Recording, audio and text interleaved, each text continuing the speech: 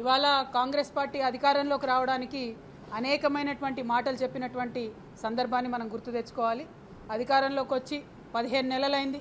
15 నెలల్లో 1,50,000 కోట్ల అప్పులు తెచ్చారు, కానీ ఆడపిల్లలకు ఇచ్చిన ఏ ఒక్క వాగ్దానాన్ని కూడా పూర్తి చేయడం లేదు. నిన్ననేమో తులం బంగారం ఇయ్యమని చెప్పినారు. ఇవాళ మేము బీఆర్ఎస్ పార్టీ పక్షాన డిమాండ్ చేస్తూ ఉన్నాం, మీరు చదువుకునేటటువంటి ఆడపిల్లలు 18 సంవత్సరాలు నిండినటువంటి ప్రతి ఒక్కరికి స్కూటీలు ఇస్తామని చెప్పారు, కానీ ఆ విషయంలో ఇంతవరకు కనీసం రివ్యూ కూడా చేయకపోవడం చాలా దారుణం. ఆర్టీసీ బస్సులు ఇచ్చి స్కూటీలు ఎగ్గొట్టాలని చూస్తే మాత్రం ఊరుకునేదే లేదు. ఇక్కడ మీ మాట నమ్మరని చెప్పి మీరు ప్రియాంక గాంధీ గారిని తీసుకొచ్చి స్కూటీలు ఇస్తామనేటటువంటి వాగ్దానం చేసినారు. So that is why we are questioning Priyanka ji. Priyanka ji, it is been 15 months of your government. Where are the scooties for the young girls? This is a question today in the minds of every person, and they are also writing postcards to Priyankaji.